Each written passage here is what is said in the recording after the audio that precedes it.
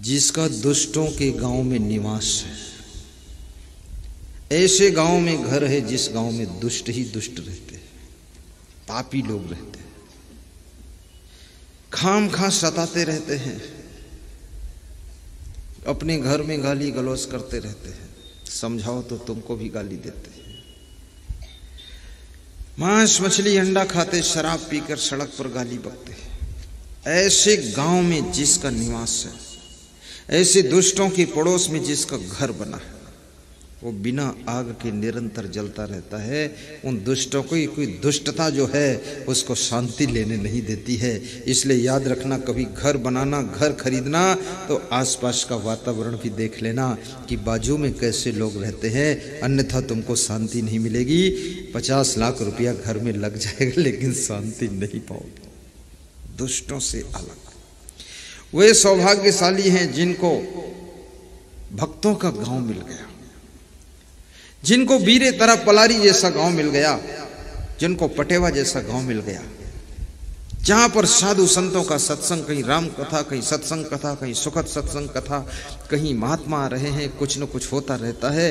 ऐसे गांव में जहां पर सत्संग भक्ति का वातावरण है, उस गांव में जिसका जन्म हुआ है वो बिना सुख संपत्ति के भी आनंद में डूबा रहता है।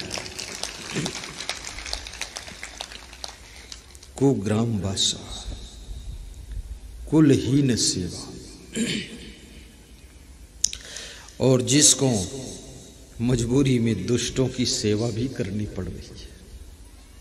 स्वयं पवित्र हैं, शाकाहारी हैं, व्यसन मुक्त हैं, लेकिन नौकरी ऐसी जगह मिली है, अफसर बहुत नालायक है, उसके लिए अंडा खरीद के लाना पड़ रहा है, शराब खरीद के लाना पड़ रहा है, पुड़िया गुड़ाखू खरीद के लाना पड़ रहा है, उस दुष्ट की सेवा करना पड़ रहा है, भ्रष्ट की।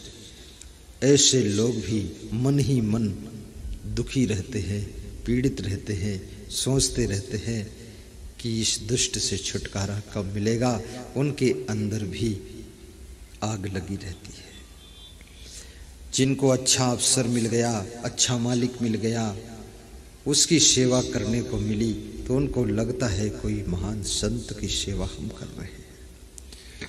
कुग्राम वासा कुलहीन सेवा कुभोजनम, और जिनको सुबह से लेकर शाम तक शुद्ध भोजन भी नसीब नहीं होता है।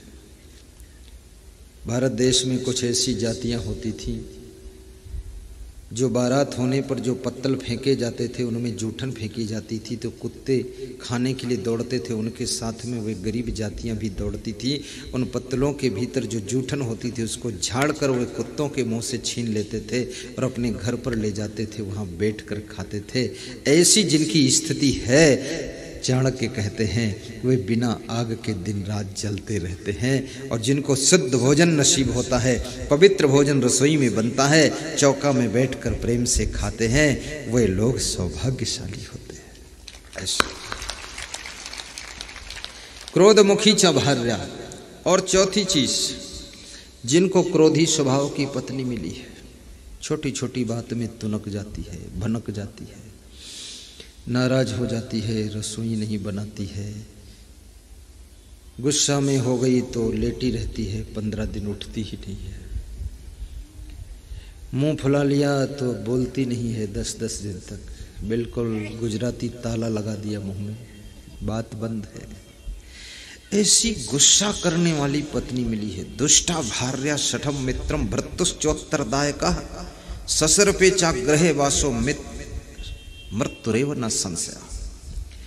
जिसको दुष्ट स्त्री मिली हो और 60 दोस्त मिला हो और जवाब देने वाले, काम करने वाले मिले हो, बात लड़ाते हो, और जिस घर में सांप रहता हो उस घर में बिस्तर लग गया हो, तो चाणक्य कहते हैं उसकी मौत में कोई संदेह नहीं है, 4 में से किसी न किसी प्रकार तो मर ही जाएगा वो। वह सौभाग्यशाली है जिनको सरल स्वभाव की पत्नी मिली है।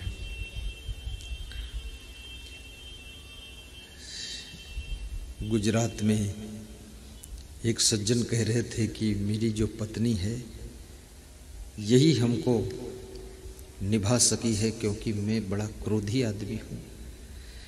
तो उनकी वाइफ ने कहा, गुरुजी गम तो खाना ही पड़ेगा, तो इन्हीं की गम खा लेते हैं। और इनकी गम खाने से फ़ायदा ये हुआ कि साइकिल पर चलते थे हम लोग, अब स्कूल चलाते हैं। ये स्कूल में 1600 विद्यार्थी पढ़ते हैं, 70 टीचर है, और हमारे पास में सब कुछ हो गया। केवल इनकी गम खाया है, सब कुछ माला माल हो गया है। गम खा लो। ऐसी गम खाने वाली जिसको पत्नी मिली है, पति की गम खा लेती है, क्षमता ले लेती है, सह लेती है, मुस्कुरा देती है। कुछ कह दिया पति जी ने, नाराज नहीं होती है, गठरी बांध कर मायके नहीं जाती है, घर ही में रहती है। कितनी स्त्रियां तो रोज रोज मायके चले जाने की धमकी देती हैं पतियों को। पति लोगों के होश उड़ जाते हैं कि मायके चली जाएगी तो घर उजड़ जाएगा, और मायके ही जाना था तो आई क्यों, अब आई है तो जाने को कहती क्यों, और कहती है तो फिर जाती नहीं क्यों, और जाती है तो फिर आती क्यों, और आती है तो फिर जाने को क्यों कहती ये फालतू बात मत कर, गम खा रहे। एक काम करो, एक में मन लगाओ पूरा। जैसे साधु बन गए हम, तो आश्रम में हम पहुंचे। अब आश्रम में हमको सहना भी चाहिए, गम खाना चाहिए, एडजस्ट होना चाहिए गुरु जी के साथ, संतों के साथ, तो हम सफल होंगे। हमारे घर के लोग भी खुश होंगे, माता पिता भाई बहन की, हाँ चलो सफल हुए। आश्रम में जाओ, वहाँ खटर पटर, साधु जमात में रहो खटर पटर, कहीं एडजस्ट ही नहीं हो पा रहे हो।